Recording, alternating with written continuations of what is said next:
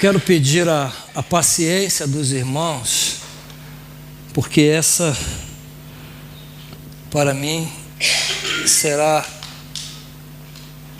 a mensagem mais importante que eu já preguei aqui na igreja, desde que aqui estou, há 7 anos. Talvez não seja para os irmãos, mas para mim será. Então devo demorar um pouquinho mais, tenham paciência.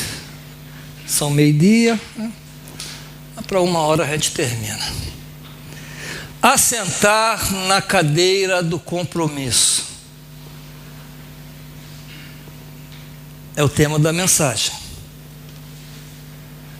Nesta semana, irmãos, eu assisti um documentário na TV que falava sobre a derrocada do cristianismo na Europa. O secularismo e a frieza espiritual que tomou conta do continente europeu, a ponto de muitas igrejas históricas, que outrora receberam milhares de fiéis, terem fechado as portas. Alguns desses templos históricos foram transformados em museus, bibliotecas, casas de show, cassinos, bares, discotecas. A Europa, considerada a Europa pós-cristã, ou a Europa secularizada, onde Deus foi colocado em segundo plano ou em plano algum e substituído pela ciência, pela cultura, pelo dinheiro ou pelo próprio eu, a religião do ego, que declara primeiro eu. Irmãos, quando eu estava a pesquisar para preparar esse sermão, eu encontrei o seguinte texto que vou ler nesse momento. A Europa tem avançado a passos largos e de forma galopante em direção a uma sociedade pós-cristã. E isso fica claro na análise das mais recentes pesquisas disponíveis. Se o futuro de um país, de uma sociedade e igreja está nas gerações mais novas, é necessário e importante olhar para as pesquisas que as têm como objeto de estudo, para que tenhamos uma ideia clara do que é o presente e também do que será o futuro. Tragicamente, tais pesquisas demonstram que a maioria dos jovens europeus não seguem religião alguma. Um estudo recente descobriu que a República Tcheca é o país menos religioso na Europa, com 91% dos jovens de 16 a 29 anos a dizer não ter nenhuma filiação religiosa. Não ignoremos o fato de que este é um país tradicionalmente considerado cristão, origem do famoso reformador e mártir Jan Hus, que morreu queimado vivo a cantar um hino, e onde a sua estátua pode ser encontrada em Praga, mas também é o país onde cada vez menos encontramos a fé cristã pela qual ele morreu. O mesmo estudo refere que perto de 80% dos jovens adultos na Estônia, Suécia e nos Países Baixos também se classificam como não religiosos. Outro dado que surpreende nesse mesmo estudo surge do Reino Unido, conhecido por ser tradicionalmente cristão, mas onde atualmente 70% dos jovens não se identificam com nenhuma religião. Chega a ser assustador que o país de Charles Spurgeon, John Wesley, William Carey, Martin Lloyd-Jones e tantos outros heróis da história da igreja protestante seja agora uma sombra do vivido e experimentado em séculos passados recentes. Irmãos, quando eu acabei de ler esse artigo, lembrei-me do nosso retiro lá em Albufeira. Éramos 38, né? 38. Sabem quantos jovens? 5. Apenas 5. E a maioria que estava lá já eram jovens com mais de 60 anos. A maioria. Também lembrei-me de um culto de quinta-feira que realizamos aqui na nossa igreja há 6 anos atrás, mais ou menos. Tínhamos presente 7 ou 8 pessoas somente. E que apenas 2 tinham menos de 60 anos. A Marilza, que na época estava com 58, por aí assim, e o Zé Luiz, que não é tão jovenzinho assim, mas estava, né? Eu me lembro que estava o pastor Rogério, a irmã Maria Emília, a Amélia, que já morreu, a Odete, que já faleceu, o Joaquim Caneira, que sentava ali onde está sentado o Vitor, que também já faleceu, a irmã, tua mãe, Alexandrina, e só, naquela quinta-feira. Eu disse aos irmãos, se continuarmos nesse ritmo, dentro de 20 ou 30 anos, essa igreja não existirá mais. Não existirá mais. É capaz de acontecer aqui o mesmo que já aconteceu com diversas igrejas na Europa, que no passado foram grandes e poderosas igrejas, mas que hoje já não existem. Magníficos templos históricos que foram transformados em museus, bibliotecas, casas de show, bares, discoteca, pior, templos budistas e muçulmanos. Os irmãos sabem que aqui em Setúbal já há uma mesquita muçulmana, né? Eu descobri agora há pouco tempo já.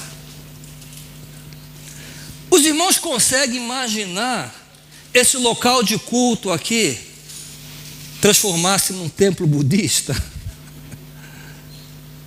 numa mesquita muçulmana, ou até mesmo num templo satanista? Já aconteceu isso. Os irmãos sabem que o diabo tem a sua igreja, a igreja do diabo tem. Mas há também outras possibilidades de nossas futuras gerações abandonarem completamente a fé, se declararem ateus, e esse templo se transformar numa biblioteca, num museu, num cassino, num bar, numa discoteca. Já pensou seu filho, seu neto, seu bisneto transformar-se num ateu confesso? E não sei o que é pior, num adorador de falsos deuses? Os irmãos acreditam na possibilidade dos vossos filhos, netos ou bisnetos abandonarem Deus, a fé em Jesus, e passarem a seguir um falso Deus? Já imaginaste a tua descendência adorar um falso Deus, sem dar a Deus o primeiro lugar? Talvez digas, isso é impossível, pastor. Foi possível para Israel. Na história de Israel isso realmente aconteceu.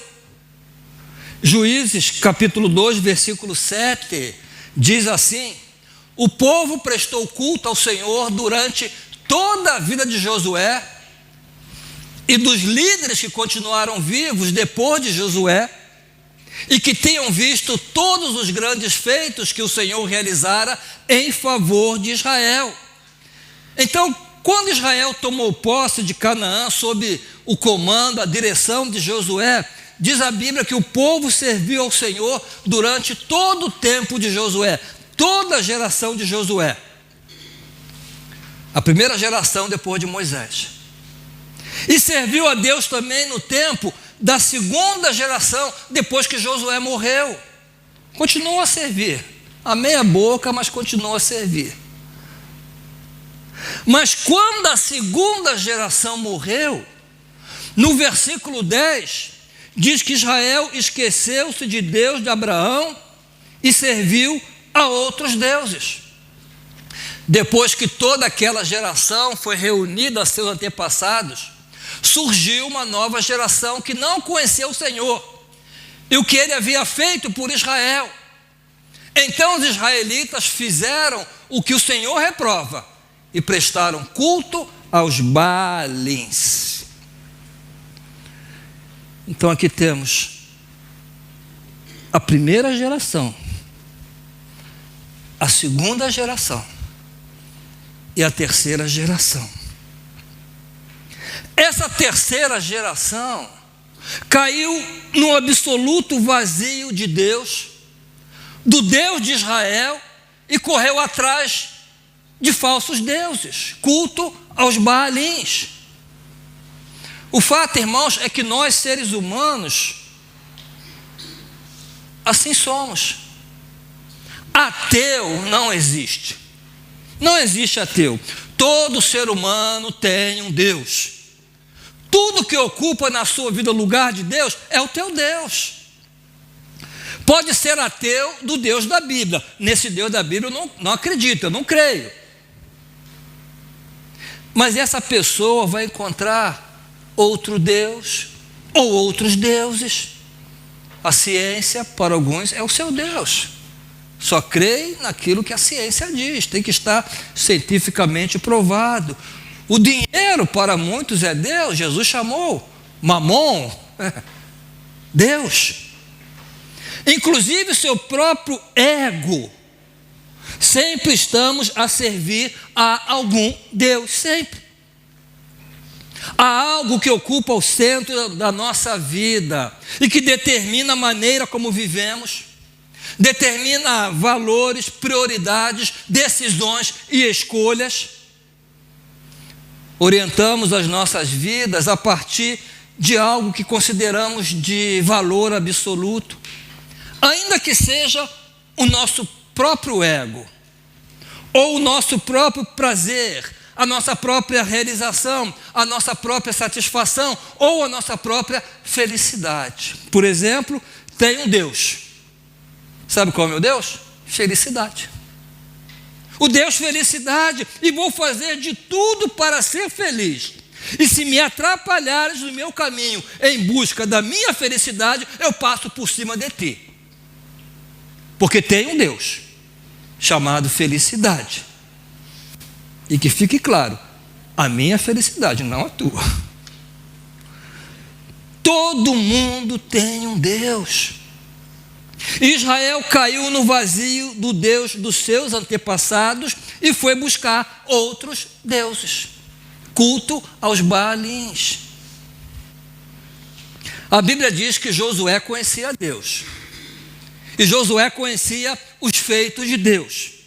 Ele foi testemunha ocular das pragas no Egito. Ele viu quando Deus abriu o mar vermelho para o povo atravessar em pés enxutos. Ele viu como Deus esteve com o povo o tempo todo no deserto. Viu a coluna de fogo que estava a guiar o povo durante o dia, ou melhor, durante a noite. A nuvem no céu que guiava o povo durante o dia. Ele comeu do maná que caiu do céu. Viu como Deus fez brotar a água da rocha para saciar a sede do povo no deserto. Por isso a Bíblia diz que Josué conhecia Deus e os feitos de Deus.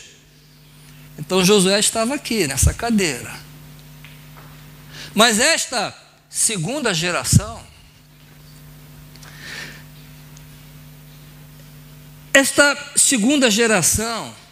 a geração que não foi testemunha ocular dos feitos de Deus, ela viveu das histórias dos seus pais.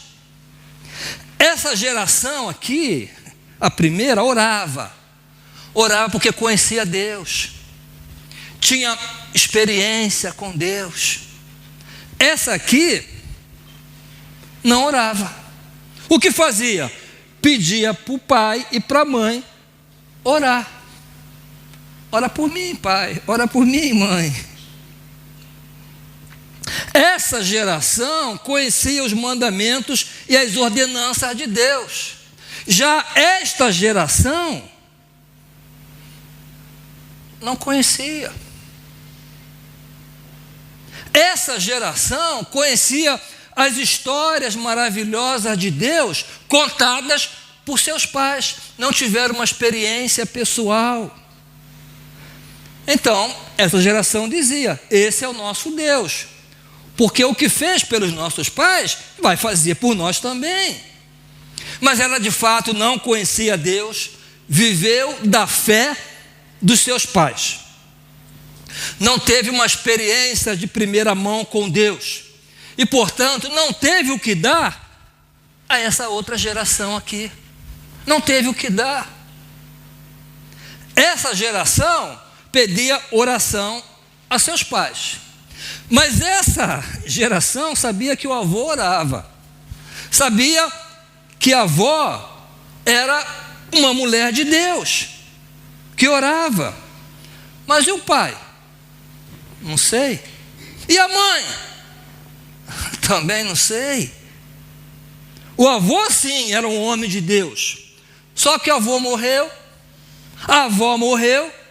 E quem vai orar por nós? Esse aqui não sabe orar. Ele pedia ao pai para orar por ele, pedia à mãe. Esse aqui não tem experiência com Deus. Esse aqui não anda com Deus.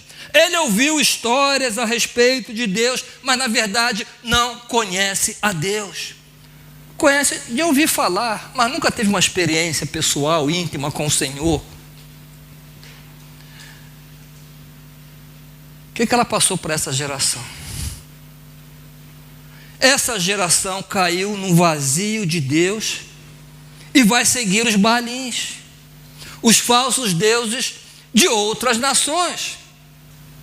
Os irmãos querem um exemplo? Abraão. Abraão sentou em qual cadeira? Nessa aqui. Aqui Abraão sentou. Vamos chamar essa cadeira de cadeira do compromisso. Do compromisso.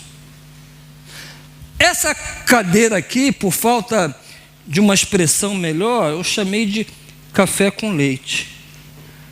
Os irmãos, quando criança brincaram de café com leite, eu brincava de café com leite. Não é, parece que é, mas não é. É café, mas é leite. É leite, mas é café. É café com leite. Tu não sabe o que é. Não é uma coisa, não é outra, não é café nem leite. É café com leite. Essa aqui, coitada, vamos chamar de crise. Crise. Perguntas sem respostas. Angústia, sofrimento, vazio, busca de sentido, questionamentos, críticas e críticas e críticas. É o que tem para fazer. Uma geração que não sabe o que crê. Ela sabe do que não crê. Nisso eu não creio. Mas não sabe no que crê. Sabe o que não gosta, mas não sabe do que gosta. Rejeita o que recebeu dos seus pais, mas não colocou nada decente no lugar. Está em crise. Está a fazer perguntas. Está em busca de alguma coisa. Então essa aqui é a cadeira do compromisso, cadeira café com leite, cadeira da crise. Em qual cadeira os irmãos estão? Seus filhos estão, seus netos estão. Abraão sentou nessa cadeira. Compromisso, o pai da fé, homem de Deus. Esse pessoal da cadeira do compromisso pensa: primeiro Deus, depois eu. Irmão, já estamos quase no final do ano, né?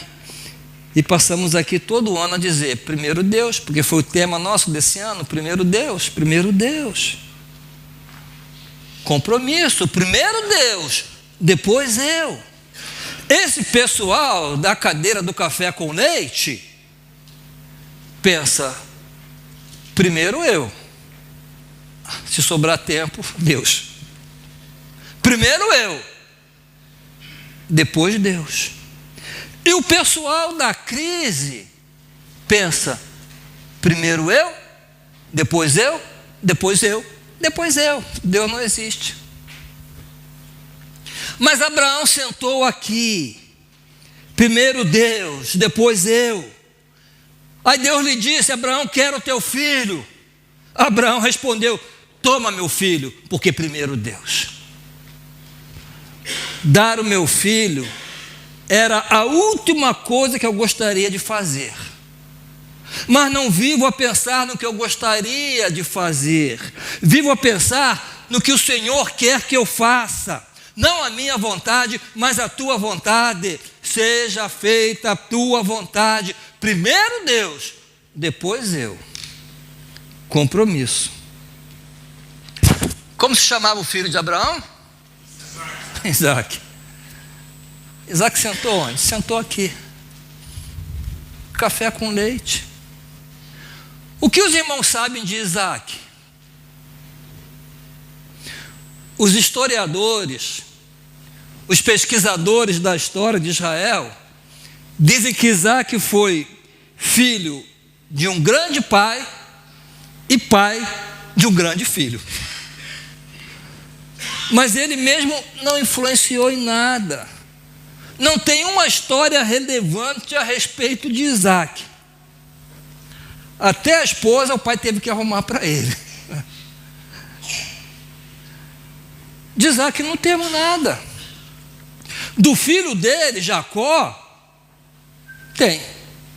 Jacó quer dizer enganador, né? Enganou o pai, enganou o irmão, roubou o direito de primogenitura do seu irmão, teve que fugir de casa porque o seu irmão queria matá-lo.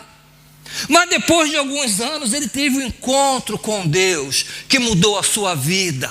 Não só o seu nome mudou a sua vida. Ele lutou com Deus no Vale do Jaboque e teve o seu nome mudado para Israel, a indicar que agora ele era um novo homem, uma nova criatura, uma nova pessoa.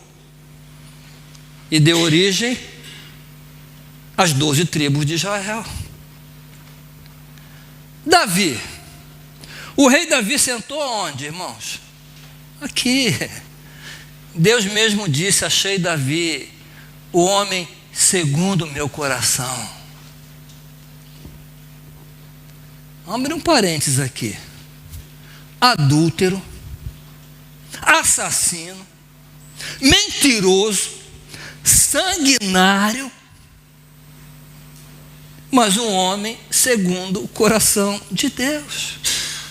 Porque homens segundo o coração de Deus não são homens perfeitos. Eles são coerentes, autênticos. Quando Davi pecou e o profeta colocou o dedo na cara dele e disse: você pecou. Se fosse um outro rei, mandava cortar a cabeça do profeta. Mas ele não transferiu responsabilidade, não se justificou, não atenuou o peso do seu pecado, não respondeu com violência, com soberba ou orgulho, não negou, mas disse: sim, pequei diante de Deus, e caiu num pranto profundo, se humilhou, vestiu o saco, vestiu cinza, pôs a cara no pó, e pediu a Deus para ter misericórdia dele. Tem misericórdia de mim, Senhor. Davi, o homem segundo o coração de Deus. Quem foi o filho de Davi? O principal, né? Salomão. Salomão sentou aqui. Salomão. Parece café com leite. Porque ele começa o reinado muito bem. Deus lhe disse: Salomão, pede-me o que quiseres. Ele pediu sabedoria. Começou bem. Trigo. Parece que é trigo, mas tem um detalhe. Além de acumular riquezas, acumulou mulheres. Salomão teve 1000 mulheres, imagina, né? Eu acho que tem algum erro nessa conta, não é possível. 1000 sogras? Ai. Adão teve só uma mulher, foi um problema tremendo, imagina 1000. Salomão, ele tinha uma estratégia para expandir o seu reino. Ele olhava para uma nação que ele queria conquistar e perguntava assim: a princesa lá é bonitinha? Sim, Salomão, é bonita. Caso com ela. Aí ele casava e anexava aquela nação ao seu reino. Aquela ali é bonitinha? É, eu caso com ela. E aquela ali? Não, aquela ali é feia. Mata todo mundo e destrói essa nação. Essa era a estratégia de Salomão.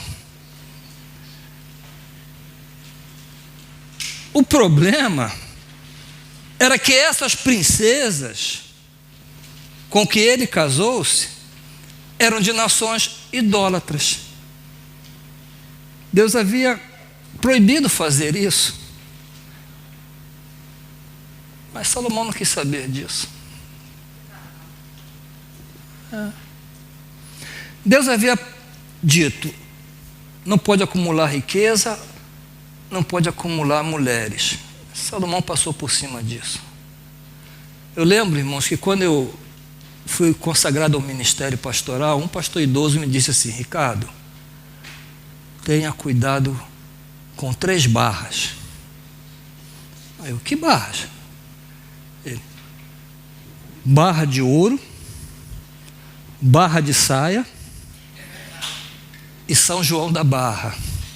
São João da Barra é a marca de uma aguardente, uma cachaça que tem lá no Brasil. Salomão não teve cuidado com as 2 barras, ouro e saia. E essas mulheres, que eram de nações idólatras, convenceram Salomão a construir ídolos em Israel. Falsos deuses de suas nações foram trazidos para Israel, de modo que em 2 Reis, capítulo 11, diz que quando Salomão morreu, Israel estava afundado numa idolatria como nunca. Começou bem, terminou péssimo. Roboão, coitado, entrou em crise, né? Um pai com 1000 mulheres, e tinha 999 madrastas, né? Porque uma era sua mãe, mas as outras, imagina. Crise. E por causa de sua crise, ele dividiu o reino de Israel. 10 tribos foram embora com Jeroboão. Apenas 2 ficaram com Roboão. Ele dividiu a nação inteira por causa dos conflitos do seu coração. Então temos aqui compromisso, mais ou menos, café com leite, e crise. Os irmãos sabem como o Novo Testamento chama esses aqui? Espiritual. O café com leite? Carnal. Crise? Natural. É o homem natural. Esse aqui conhece a Deus e as obras de Deus. Esse aqui não sabe se é de Deus ou se não é de Deus. Às vezes é de Deus, às vezes não é. Na igreja é, em casa não é. No domingo é, mas durante a semana no trabalho não é. Não sabemos se é joio, se é trigo. Olhas e dizes: é joio? Não, é trigo. Não, é trigo. Não, é joio. E se não sabes, os filhos deles, que o conhecem de manhã, de tarde e de noite, até quando está a dormir, sabe menos ainda. Meu pai é ou não é? Minha mãe é ou não é? Essa mulher aqui, que se diz uma mulher espiritual, uma mulher de oração, mas tem uma língua afiada, e fala mal do pastor, fala mal da igreja, e até da própria família na hora do almoço. Os filhos não sabem qual é a dela, é ou não é? Sabem como o Novo Testamento chama esses aqui? Kate. Aqueles ali? frio. Esses aqui, morno. E sabem o que a Bíblia diz que Deus vai fazer com os mornos?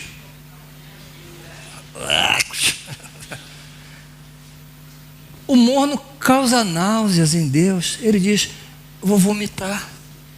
Vomitar. Irmãos, alguém já disse: mais vale a desobediência íntegra do que a obediência hipócrita. Por isso que Jesus disse: é melhor seres frio do que morno. Mais vale o sujeito que diz: eu não creio, não sou cristão, não sou crente, não gosto de igreja, detesto religião. Mais vale esse pessoal do que aqueles que vivem a pousar de cristãos, de religiosos, de espirituais, mas que são hipócritas. O coração está cheio de amargura, de rancor, de ressentimento, mágoa, inveja e até maldade. É gente mentirosa, tem vida dupla, gente dissimulada, gente que não sabemos se é ou se não é. Essa gente aqui faz mal, muito mal, porque vive uma ilusão, vive uma fantasia, vive com máscaras, não é o que aparenta ser, e deixa esse pessoal aqui numa crise tremenda, num vazio de Deus, e municia esse pessoal contra Deus. Municia. De tão nojenta que é essa gente, desculpe o termo, mas vive a dar razão para quem cai no vazio de Deus e a continuar no vazio. Porque cansamos de ouvir: se ser crente, ser cristão é ser como esse aqui, prefiro não ser. Os irmãos já ouviram isso em algum lugar? Eu já. Essas pessoas estão a falar de quem? De Abraão, de Davi? Não. Estão a falar desse aqui, que senta nessa cadeira e não sabe se ama a Deus e se não ama. Irmãos, não estou a falar de ser evangélico, de ser membro da igreja, não estou a falar sobre isso, porque a igreja é um mistério divino. É um mistério divino. Eu posso afirmar que todos os membros da nossa igreja estão sentados nessa cadeira aqui. Eu posso afirmar isso? Gostaria, mas não posso. Eu posso afirmar que tem gente aqui e gente aqui? Talvez haja, mas também não posso. A igreja é um mistério divino. Deus sabe. A Bíblia diz que Deus conhece os que são seus. Ele conhece. Deus conhece os que estão sentados aqui e dizem de verdade: primeiro Deus, depois eu.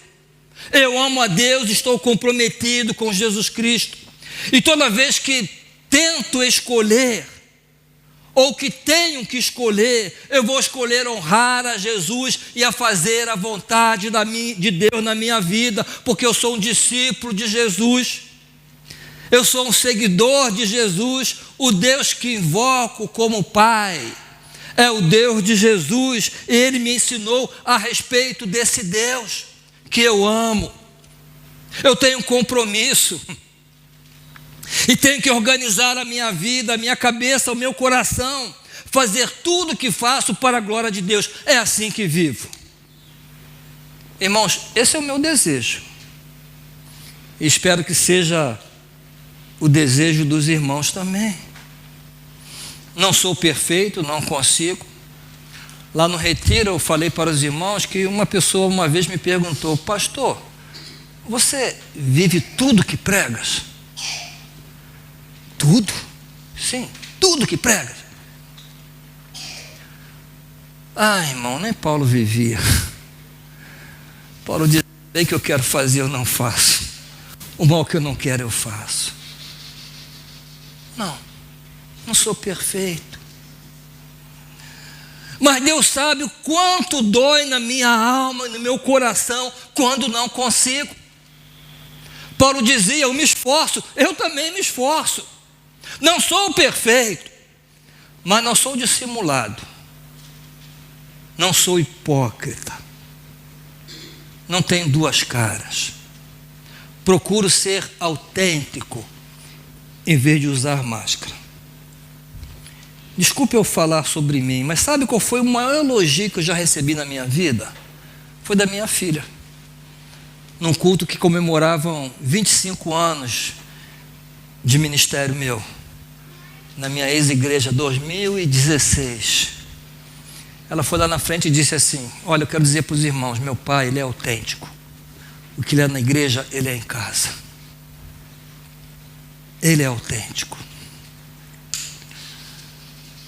Procuro ser autêntico, mas não sou perfeito, tenho meus defeitos. Que os irmãos me perdoem pelos meus defeitos. Mas Deus sabe o quanto quero ser melhor, o quanto quero conhecer mais a Deus, ser mais parecido com Cristo. Esse é o meu maior desejo. O meu maior desejo é viver sentado nessa cadeira do compromisso. E não desejo só para mim, desejo para todos os membros dessa igreja, para todos os filhos de Deus que são membros dessa igreja. Eu quero que todos nós nos sentemos nesta cadeira, de tal maneira que nossos filhos e netos farão as escolhas deles por eles mesmos. Se vão sentar nesta cadeira ou nesta, isso é uma questão entre Deus e eles e Deus. Mas nunca poderão usar a minha vida como argumento para a incredulidade ou a infidelidade deles. Eu sou assim por causa do meu pai. Não, nunca. A dubiedade do meu compromisso, nunca vão usar isso para justificar a angústia e a frieza espiritual da vida deles. Esse é o meu desejo, a minha angústia, a minha oração, e por isso que eu dobro os meus joelhos. Essa deve ser a tua preocupação, esse deve ser o teu cuidado, essa deve ser a tua oração constante.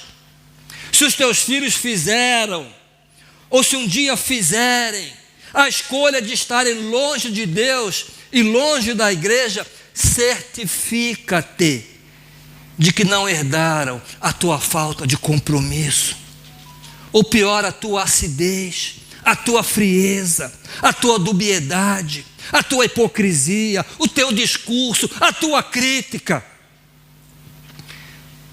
Que nem a história daquele pastor que um dia foi jantar na casa de uma família da igreja. Estavam sentados e de vez em quando tinha lá um menino, né? O menino levantava, ia atrás da poltrona onde estava o pastor, olhava para a nuca do pastor, para a cabeça, voltava para o seu lugar. Aí de novo ia para trás do pastor, olhava para a sua nuca, para a sua cabeça. Aí então o pai, intrigado, perguntou, menino, o que estás a buscar aí atrás do pastor? Ele disse, pai, é que você fala para minha mãe que o pastor tem duas caras. Eu estou aqui a procurar a outra.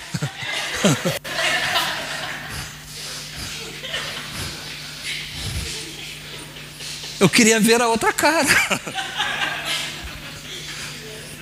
Irmãos, é o almoço. É o almoço de domingo. Nunca vi isso dar certo numa família. Pobre dos filhos, onde o pastor é o almoço de domingo. Cuidado com a frieza espiritual da tua casa, porque ela estará a formatar o coração dos teus filhos e das outras gerações. O que valorizas, eles saberão que valorizas. O que desprezas, eles vão saber que desprezas. E não tentes fazê-los honrar e valorizar aquilo que não honras e nem valorizas. Vais perder o teu tempo. É assim que funciona. Alguém já disse que temos uma geração que ouve com os olhos ouve com os olhos. O que os nossos filhos enxergam em nós, é isso que forma a identidade, o coração, a profundidade deles. Não o que falamos, é o que eles enxergam em nós. Por isso, se estás sentado nessa cadeira aqui, na cadeira da crise, faça como Jacó. Faça como Jacó. Diz assim: eu sei que o meu avô tinha um Deus, e quero conhecer o Deus do meu avô, o Deus de Abraão. Irmãos, uma das histórias mais lindas da Bíblia é a luta de Jacó com Deus no vale de Jaboque, lá em Gênesis 32. Então, luta com Deus. Hoje é o dia de mudares de cadeira. Se estás sentado nessa cadeira da crise, ou nessa da dubiedade, uma vida morna, compromisso pela metade com Deus, vida de conveniência na tua dinâmica espiritual. Eu só faço o que me convém, eu vou até onde seja conveniente para mim. Hoje é dia de arrependimento. Senta aqui, muda de lugar.